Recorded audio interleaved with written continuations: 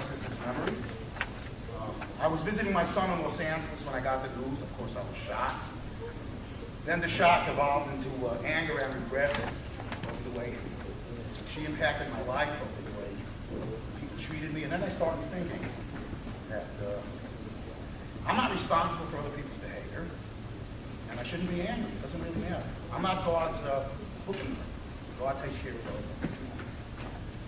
I spend a lot of time with my friend Mendel over there, talking about a couple of others. Talking about the topic. So I thought about you, Mendel, when I wrote this letter, because this is something we didn't talk about on a constant basis. I have a lot of free time in Montana. When I was iced in for a number of weeks, I would call him every day, and he would give me credit card. Thank you, Mendel. God is a loving but incomprehensible being. God is pure. His ways are just. No one knows what life has in store for them. As human beings, we spend most of our lives stressing or being bored. Wealthy people worry about their money. Poor people worry about survival. While middle-class people are often bored. The way to avoid these problems is through a total trust in God. You see, because without God, life has no meaning or purpose. With God, life has purpose and meaning. Those who live a God-infused life live a life of meaning and serenity. We have to remember, we are all immortal. Our souls are a piece of God. That means our souls live forever. And we must remember that we are all spiritual souls having the most temporary physical experience. In other words, we're all just passing by. Our lives are fleeting, like the sun passing over a field of flowers. It's a very beautiful but very temporary sight. Before you know it, the sun is gone. Our lives are like the passing seasons. We're born in the spring, everything is fresh and new. Then as toddlers, we enter the summer of our lives. We begin to understand and appreciate the world. We become young adults towards the end of summer. We have dreams, we have hope. Then comes fall. Our lives progress and we get into a routine. Many of our dreams never materialize, but we persevere, we work, we take care of our families, we raise our children, and we make the best of what we have.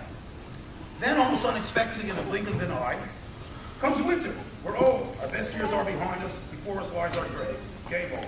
Before you know it, we're dead. Now, let me ask you, is that it? Is that all there is? Absolutely not. See, because now our true existence starts.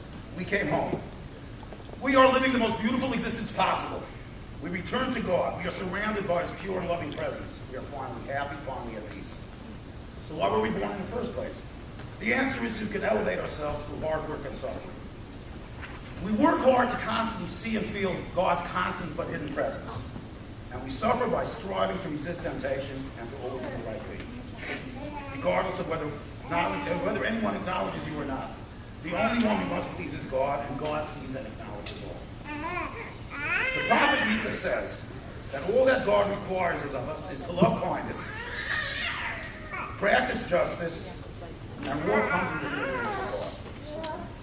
Our soul is pure when we are born, must be pure when we die. We keep it pure by being righteous and sin-free.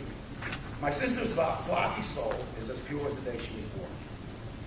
God entrusted you with a soul, with a pure soul. You as a mother returned the soul in the same condition it was given to you, pure and untainted.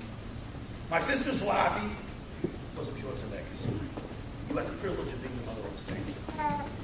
The privilege was a heartbreaking one, an unimaginably difficult one.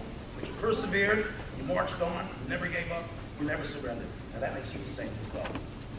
We don't get to choose our life circumstances, but how we handle those circumstances is our choice. See, we can struggle to make the best of a bad and hopeless situation, or we can surrender and quit. The choice you make is what defines you.